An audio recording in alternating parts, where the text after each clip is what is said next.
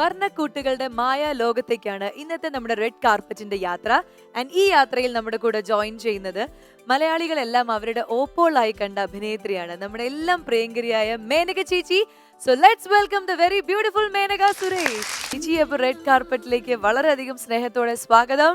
അപ്പൊ നമുക്ക് കീർത്തിയെ കുറിച്ചിട്ട്, കീർത്തിയുടെ ഈ അച്ചീവ്മെന്റ്സും കീർത്തിയുടെ ആ വിശേഷങ്ങളൊക്കെ പറയൂ. കീർത്തിയെ സംബന്ധിച്ചിടത്തോളം അഭിനയിക്കണം എന്ന് ഒത്തിരി ആഗ്രഹം മോളുടെ മനസ്സിലുണ്ടായിരുന്നു. 9ാം ക്ലാസ് തൊട്ടേ ചാൻസസ് വരുമായിരുന്നു, ഒത്തിരി പടങ്ങൾ വരുമായിരുന്നു. അപ്പോൾ നീലത്താമര പടം എടുക്കുമ്പം സുരേഷ് ചേട്ടനോട് പോലും പലരും പറഞ്ഞെന്ന്, നമുക്ക് കീർത്തിയെ നീലത്താമരയിൽ ഇട്ടൂടെ എന്ന് ചോദിച്ചു. അപ്പം ലാൽ ജോസ് ചോദിച്ചെന്ന്, വീട്ടിൽ തന്നെ ഒരു താമര ഉണ്ടല്ലോ, എന്തിനാണ് നമ്മൾ വെളിയിൽ അന്വേഷിക്കുന്നു എന്ന് ചോദിച്ചെന്ന്. അപ്പോഴൊന്നും സുരേഷ് ചേട്ടൻ ഇതൊന്നും എന്നോട് പറഞ്ഞു, ഇതൊക്കെ പിന്നെയാണ് ഞാൻ അറിയുന്നത്. അപ്പോ ഞാൻ ചോദിച്ചു, ഞാൻ ഓപ്പോളിൽ കൂടെയല്ലേ വന്നത്, MT സാറാണല്ലോ അതിന്റെ. അപ്പൊ കീർത്തിയും നീലത്താമര MT സാറിന്റെ സ്ക്രിപ്റ്റിൽ, അതിന്റെ ഇതിൽ വന്നാൽ എന്ത് എന്ന് ചോദിച്ചപ്പം, ഇല്ല പപ്പി വേണ്ട, നമുക്ക് റിസ്ക് എടുക്കാൻ പറ്റൂല എന്ന് പറഞ്ഞു. അങ്ങനെയാണ് കീർത്തി അതിൽ നീലത്താമരയിൽ നമ്മൾ കാസ്റ്റിംഗ് ചെയ്തില്ല. പിന്നെ അഭിനയിക്കണം അവൾക്ക് ഭയങ്കര ആഗ്രഹം ഉണ്ടെങ്കിലും ഞാൻ ചേട്ടനോട് ചോദിച്ചു, ചേട്ടാ സിനിമ വേണ്ട എന്നുള്ള താല്പര്യമാണ്. അയ്യോ അങ്ങനെ ഒരിക്കലും ഇല്ല, എനിക്ക് നിന്നോടുള്ള റെസ്പെക്ട് ഡെഫിനറ്റ് ഉണ്ട്. കാരണം ഒരിക്കൽ ഞാനും സുരേഷ് ചേട്ടനും ഞാനും സുരേഷിനും ഒരു കല്യാണത്തിന് പോയപ്പോൾ ഒരു അമ്മുമ്മ വന്നിട്ട്, മോനെ നിങ്ങൾ ഫാമിലി ഫോട്ടോ ഞാൻ ഒരു പത്രത്തിൽ കണ്ടു, നന്നായിരുന്നു, മക്കളെ അഭിനയിക്കാൻ മാത്രം വിടല്ലേ, അങ്ങനെയാണ് ആ അമ്മുമ്മ പറഞ്ഞത്. അപ്പൊ ഉടനെ സുരേഷ് ചേട്ടൻ പതുക്കെ പറഞ്ഞു, അമ്മ എന്റെയും പപ്പയുടെയും ചോറാണ് പിള്ളേർക്കുള്ളത്, അപ്പൊ ഞങ്ങൾ സിനിമയിൽ തന്നെ ഉണ്ടാവുള്ളൂ എന്ന് ചേട്ടൻ പറഞ്ഞു. അപ്പൊ എനിക്കതൊരു എന്താ പറയാ, ഒരു സന്തോഷം. പക്ഷെ ഞാൻ ചോദിച്ചു, ചേട്ടൻ ഇങ്ങനെയല്ലേ പറഞ്ഞു എന്ന് പറഞ്ഞപ്പം, പപ്പ എനിക്കൊരു പേടി, കാരണം സപ്പോസ് ഇൻ കേസ് എന്തെങ്കിലും ഒരു ഫെയിലിയർ ആയിപ്പോയാൽ പിന്നെ അവൾ എങ്ങനെ ഫേസ് ചെയ്യും എന്നുള്ളൊരു പേടിയാണ്. എല്ലാ അച്ഛന്മാർക്കും ഒന്നും ഇഷ്ടമില്ലാഞ്ഞിട്ടില്ല, ഒരു പേടിയാണ്, അവർക്ക് എന്തെങ്കിലും പറ്റുമോ എന്നുള്ളൊരു പേടിയില്ല.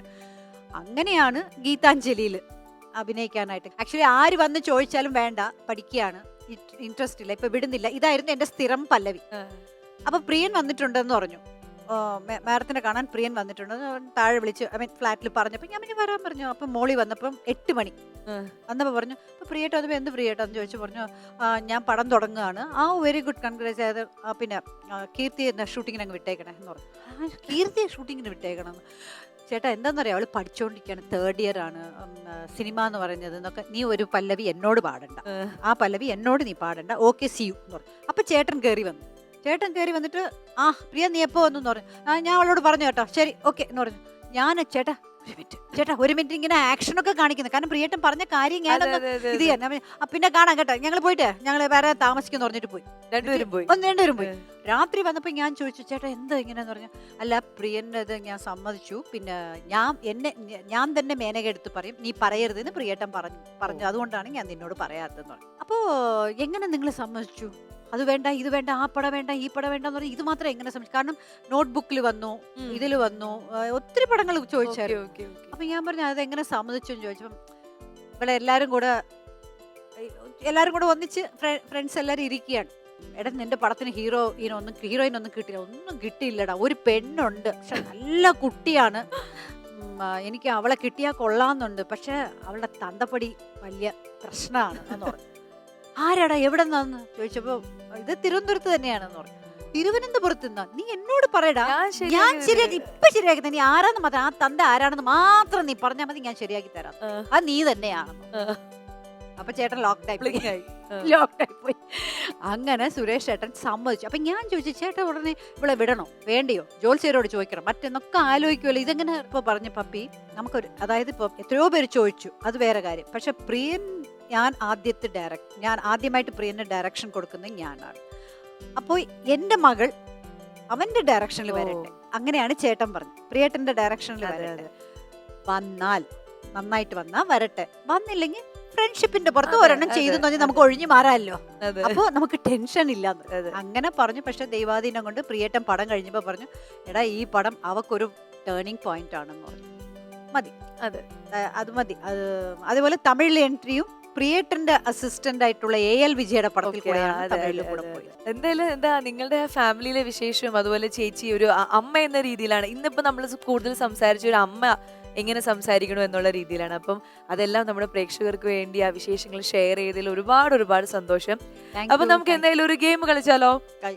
ഒരു ഒരു ഒരു സിമ്പിൾ മ്യൂസിക്കൽ ഗെയിം ആയിരിക്കും. ഓക്കെ, അതായത് കുറച്ച് വിഷ്വൽസ് കാണിക്കും.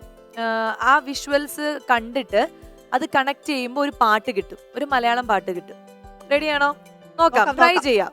വേറെ ഇവിടെ പ്രത്യേകിച്ച് വേറെ പ്രശ്നങ്ങളൊന്നും ഇല്ലല്ലോ, ജസ്റ്റ് ഒന്ന് ട്രൈ ചെയ്യാം. അപ്പൊ ആദ്യത്തെ ക്ലൂ നമുക്ക് നോക്കാം. Sarath sir, music director Sarath sir ആണ്. ഇത് കാല സിനിമയുടെ പോസ്റ്ററാണ്. മറ്റേത് അത് സൂര്യൻ ഉദിക്കുന്നതാ? ഉദിക്കുന്നതല്ല, അസ്തമിക്കുന്നത്. സൂര്യൻ, ശരത്കാല സന്ധ്യ. ഒന്ന് പാടിക്കാ പാട്ട് നോക്കാം. ശരത്കാല സന്ധ്യ, അതല്ലേ? അതന്നെ, അത് പാടു ചേച്ചി. ഒരു വരി പാട് കംപ്ലീറ്റ് ആയിട്ട്. ശരത്കാല സന്ധ്യ കുളിർ ചൂടി നിന്നു, എനിക്കായി മാത്രം പാടുന്നു ഞാൻ. എനിക്ക് വേണ്ടി മാത്രം പാടുന്നു. ഓക്കെ, അപ്പൊ ചേച്ചി പറയണം മ്യൂസിക് വന്നാൽ ഞാനൊരു തകർക്കൊന്നുമില്ല. മ്യൂസിക് ഉണ്ട് ഇവിടെ. ചേച്ചി പറയുന്ന എന്ത് ഇവിടെ ഉണ്ട്? അടുത്ത ക്ലൂ നോക്കാം. അടുത്തത് വരൂ. അയ്യോ ചേച്ചി, ഇത് കുറച്ച് ശ്രദ്ധിച്ചു കഴിഞ്ഞാൽ കിട്ടും. സിമ്പിൾ ആണ്. ഫസ്റ്റത്തെ നോക്കൂ. ഫസ്റ്റത്തെ അത് കാണുമ്പോ എന്താ തോന്നുന്നത്? ഒരു ചന്ദനം. ചന്ദനം. ചന്ദനം. ഇതാരാണെന്ന് പറയൂ. ചന്ദനം MM മണി. MM വേണ്ട, നമുക്ക് MM കട്ട് ചെയ്തേക്ക്. ചന്ദനം MM മണി അല്ല, ചന്ദനമണി. ചന്ദനമണി. ചന്ദനമണി സന്ധ്യ. ചന്ദനമണി സന്ധ്യ അതെന്തുവാണ്? അതൊരു ഡാൻസ് ആണല്ലോ. അപ്പൊ ചന്ദനമണി നടനം. അതെ, നടനം. അപ്പൊ ചന്ദനമണി നടനം.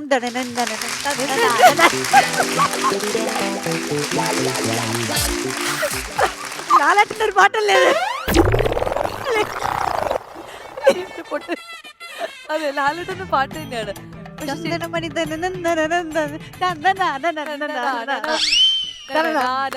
ആ പാട്ട് നമുക്ക് പാടാൻ പറ്റൂല, പക്ഷെ ആൻസർ കറക്റ്റ് ആയിരുന്നു.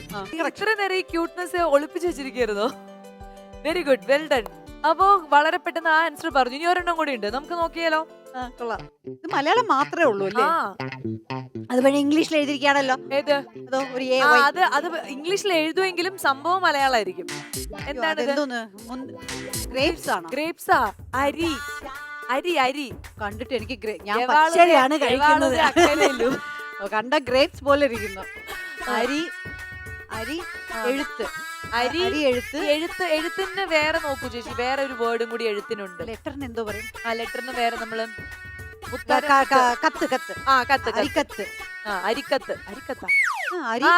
അരിക്കത്ത്. പക്ഷെ കുറച്ച് കട്ടി കുറച്ച് കഴിഞ്ഞാ അത് കിട്ടും. അരിക്കത്ത് എന്നുള്ളത് അരികത്ത്. ആയി പോയാ? ആയി വൈ വേണ്ട, ആയി. അമ്പ്. അമ്പിന് വേറെ എന്താണ്? അമ്പിന് പകരം വേറെ ഒന്ന് ആലോചിച്ച് നോക്കിയേ. ഇംഗ്ലീഷിൽ ആരോ. അപ്പോ അരികത്തായാരോ. അരികത്തായാരോ? ഏത് പാട്ട്? ഒന്നുകൂടെ പാടിക്കേ.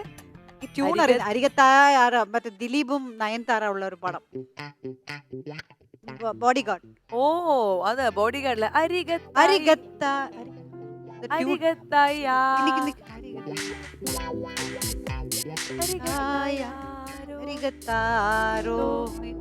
പാടുന്നു.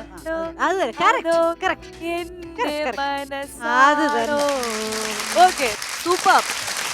കുഴപ്പമില്ല, എന്നെ പറ്റിച്ചില്ല. കഴിഞ്ഞ തവണ പോലെ ഇല്ല. ഇത് പറ്റിക്കാൻ ഞാൻ നോക്കി, പക്ഷെ എനിക്ക് തോന്നി പറ്റിക്കാൻ ചാൻസ് ഇല്ല. ചേച്ചി കൃത്യമായിട്ട് പറയും എന്ന് എനിക്ക് തോന്നി. നല്ല അടിപൊളി. അടുത്ത പെർഫോമറെ വിളിച്ചാലോ?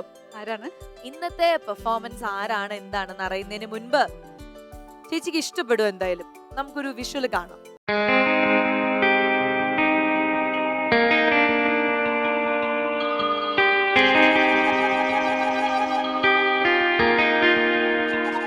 ഞാൻ ബബിത നായർ, ഫ്രീലാൻസ് ആർട്ടിസ്റ്റാണ്. എനിക്ക് കൂടുതലും റിയലിസ്റ്റിക് പെയിൻറ്റിങ്ങിനോടാണ് താല്പര്യം. ചെറിയ കുട്ടിയായിരുന്നപ്പോഴേ എനിക്ക് എന്തെങ്കിലുമൊക്കെ വരയ്ക്കുക, കളർ ചെയ്യുക പറഞ്ഞാൽ ഭയങ്കര ഒരു ഇൻട്രസ്റ്റ് ഉള്ളൊരു കാര്യമായിരുന്നു. ബാംഗ്ലൂർ ചിത്രകലാ പരിഷത്തിലാണ് ഞാൻ എൻ്റെ BFA ചെയ്തത്. പിന്നെ അതിന് ശേഷമാണ് ഞാൻ പെയിൻറ്റിങ്ങിനെ ഒന്നുകൂടെ സീരിയസ് ആയിട്ട് കാണാൻ തുടങ്ങിയത്. അതിൻ്റെ സാധ്യതകളെക്കുറിച്ച് മനസ്സിലാക്കാൻ സാധിച്ചു. അതിന് മുമ്പ് വരെ ഒരു ടൈം പാസ് പോലെയൊക്കെ ആയിരുന്നു ഞാൻ ചെയ്തുകൊണ്ടിരുന്നത്.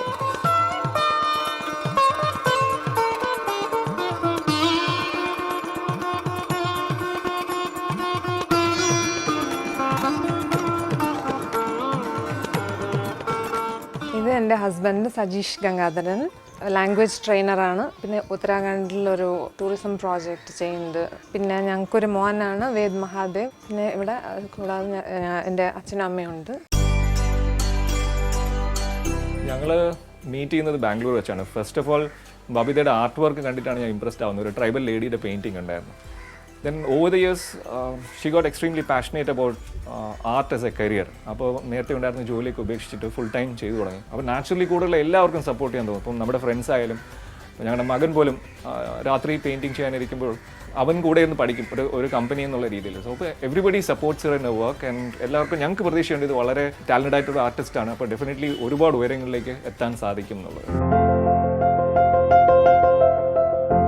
പല മേഖലയിലും ടാലൻ്റ് ആയിട്ടുള്ള ലേഡീസിനെ എൻകറേജ് ചെയ്യുന്ന ഇത്രയും വലിയൊരു ഷോ ആയ റെഡ് കാർപ്പറ്റിലേക്ക് ചിത്രകാരിയായ എനിക്കും വരാൻ സാധിച്ചതിൽ I am very very excited. ഒരു റിയലി ടാലന്റഡ് ആയിട്ടുള്ള ഒരു ആർട്ടിസ്റ്റിനെയാണ് നമ്മൾ ഇൻവൈറ്റ് ചെയ്യാൻ പോകുന്നത്. അപ്പൊ നമുക്ക് വളരെയധികം സ്നേഹത്തോടെ നമ്മുടെ റെഡ് കാർപ്പറ്റിലേക്ക് സ്വാഗതം ചെയ്യാം ബബിത നായർ. ഞങ്ങളിത് ആ പിക്ചേഴ്സ് ഒക്കെ കണ്ട് ഭയങ്കര സന്തോഷത്തിലാണ്. കാരണം ശരിക്കും ഓരോ പടത്തിനും ഓരോരോ ജീവൻ, എല്ലാവരും നമ്മളെ നോക്കുന്ന പോലെ അല്ലെങ്കിൽ അവരവിടെ ഇരിക്കുന്ന പോലത്തെ ഒരു ഫീൽ ആയിരുന്നു. അത്ര റിയലിസ്റ്റിക് ആയിട്ടുള്ള പിക്ചേഴ്സ് ആയിരുന്നു. Great work. Thank you. എങ്ങനെയാണ് അതായത് ഈ ഒരു ഓരോ പിക്ചേഴ്സും വരയ്ക്കാനും അല്ലെങ്കിൽ അതിനൊക്കെ ഇന്നത് വരയ്ക്കണം എന്നൊക്കെയുള്ള തോട്ട് പ്രോസസ് ഒക്കെ എങ്ങനെയാണ്? നമ്മളുടെ റിയൽ ലൈഫിൽ കാണാറുള്ള കാഴ്ചകളാണ് ഞാൻ ചെയ്യാറ്. സ്ഥിരം കാണാറുള്ള ഇതാണ്. നമ്മളിപ്പോൾ ഫിഷ് കട്ട് ചെയ്യുന്ന ഒരു പെയിൻറ്റിങ് ഒക്കെ നമ്മൾ അടുക്കളപ്പുറത്ത് എപ്പോഴും കാണാറുള്ളതാണ്. നമ്മൾ ഫോട്ടോ ആയിട്ട് കാണുമ്പോൾ ചിലപ്പോൾ നമ്മൾ അതിനെ കാര്യമായിട്ടൊന്നും ശ്രദ്ധിക്കില്ല. പെയിൻറ്റിങ് ആകുമ്പോൾ 2 മിനിറ്റ് ടൈം എടുത്തിട്ടൊന്ന് നമ്മൾ അത് ശ്രദ്ധിക്കും. പിന്നെ എനിക്ക് എന്തെങ്കിലും സ്ട്രൈക്കിംഗ് ആയിട്ട് തോന്നുന്ന എന്തെങ്കിലും ഒരു കാഴ്ച ആണെങ്കിൽ ഞാൻ ജസ്റ്റ് ഒരു മൊബൈൽ ക്ലിക്ക് എടുത്തിട്ട് വയ്ക്കും. പിന്നെ എനിക്ക് അതിൽ തോന്നുന്ന കാര്യങ്ങൾ ആഡ് ചെയ്യും, ചിലതിൽ നിന്ന് എടുത്ത് മാറ്റും. അങ്ങനെ ഒരു ഫ്രെയിമിൽ ഞാൻ കാണും. ഓ, അങ്ങനെയാണ് ഇതിന്റെ ഒരു ചേച്ചി നന്നായിട്ട് വരയ്ക്കും.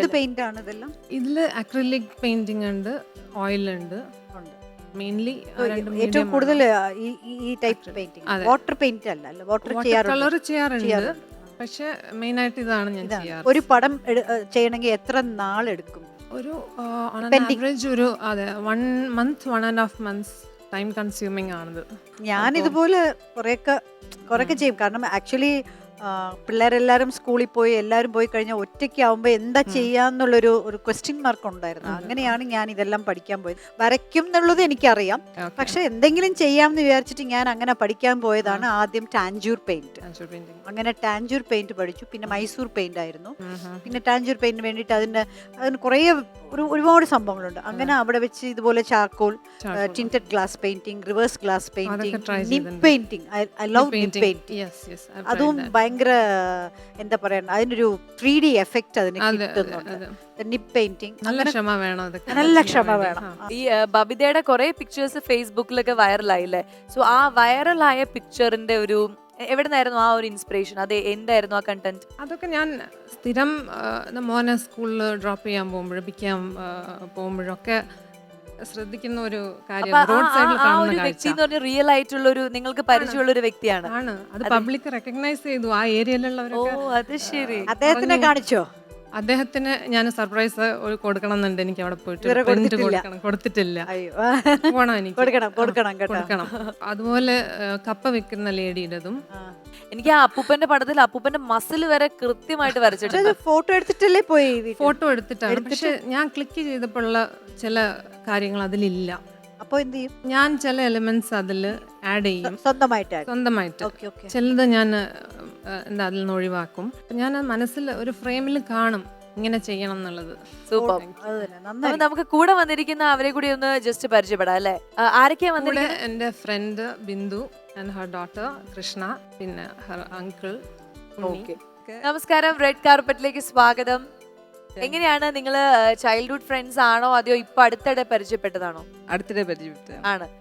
എങ്ങനെയായിരുന്നു നിങ്ങളുടെ ഒരു ഫ്രണ്ട്ഷിപ്പ്? ചേച്ചി വരയ്ക്കുവോ? ഇല്ല ഇല്ല.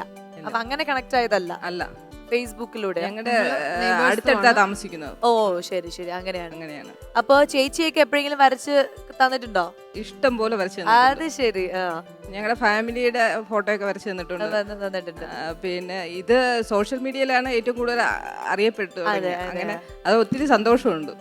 ഞങ്ങളുടെ അടുത്ത് തന്നെയാണ് ഈ ഒരു കലാകാരി ഉള്ളതെന്ന് പറയുന്നത് അല്ലേ? അപ്പൊ എന്തായാലും നിങ്ങളും റെഡ് കാർപ്പറ്റിൽ വന്നതിലും പരിചയപ്പെടാൻ സാധിച്ചതിലും സന്തോഷം. സോ ബബിത, ബബിതയുടെ ഒരു ഫസ്റ്റ് പ്ലാറ്റ്ഫോം അല്ലേ ഇത്, റെഡ് കാർപ്പറ്റ് എന്ന് പറയുന്നത്? അതെ. അതെ. അപ്പൊ നമ്മളുടെ ഇന്നത്തെ ഈ ഷോയിൽ വേണ്ടിയിട്ട് എന്താണ് സ്പെഷ്യൽ ആയിട്ട് ഗുണം? നമുക്ക് ആ പെർഫോമൻസ് കാണാനുള്ള സമയമായി. എന്താണ്? ഓക്കെ, ഞാൻ ക്വിക്ക് ആയിട്ടുള്ള ഒരു ഇത് ചെയ്യാം. ഓക്കെ. ഒരു വർക്ക്. കാരണം ഞാൻ ചെയ്യുന്ന അത് 1 month process. നമുക്ക് 1 month സമയം ഇല്ലാത്തതുകൊണ്ട് ക്വിക്ക് ആയിട്ട് എന്ത് ചെയ്യാൻ പറ്റും നോക്കാം. അപ്പൊ എല്ലാം സെറ്റ് അല്ലേ? Yes, all the very best. Thank you.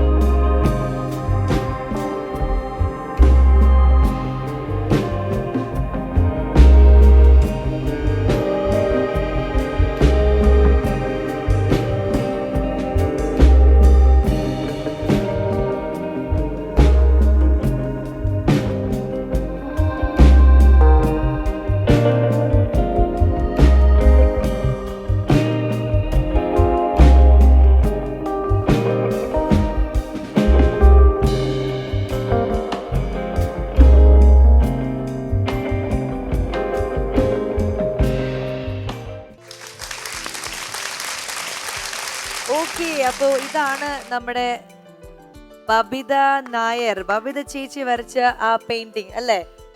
അപ്പൊ എല്ലാം നമ്മുടെ പ്രേക്ഷകർക്ക് വേണ്ടിയിട്ട് എല്ലാം നോക്കട്ടെ. ചേച്ചി നോക്കൂ.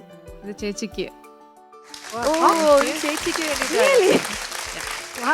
Thank you. വേറൊരു പെയിന്റർക്ക് അതെ അതെ അതെ. ഗിഫ്റ്റ്. ആണോ?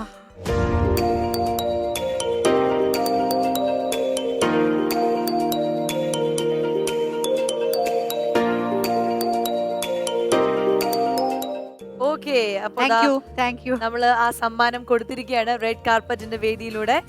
എന്തായാലും വളരെ ബ്യൂട്ടിഫുൾ ആയിട്ടുള്ള ഒരു പെയിന്റിംഗ് ആണ് ഞങ്ങൾക്ക് വേണ്ടി സമ്മാനിച്ചത്. അപ്പൊ നമുക്ക് തിരിച്ചൊരു സമ്മാനം കൊടുത്താലോ? കൊടുക്കാമല്ലോ. യെസ്.